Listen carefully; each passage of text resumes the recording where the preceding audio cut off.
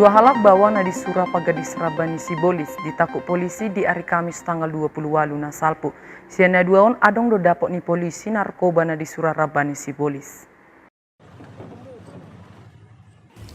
Na dua halakon ima si Hendra Jambak alias si Kabang Dohot dongan namar Guarsijul, pangisi ni Kelurahan Sidangkal Kecamatan Padang Sidempuan Selatan, Kota Padang Sidempuan, Sumatera Utara.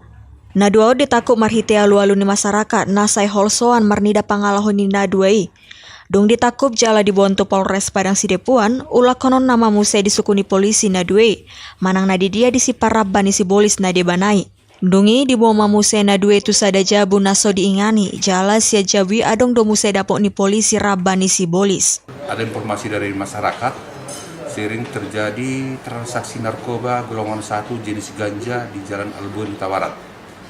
Kemudian tim operasional kami berangkat menuju TKP dan menemukan 2 orang laki-laki yang namanya Hendra Jambak atau si Kabang alias Kabang dan Julfikar Nasution merupakan residivis, dan setelah dilakukan penggeledahan ternyata dapat 43 bungkus ganja dan kemudian kami boyong ke komando begitu.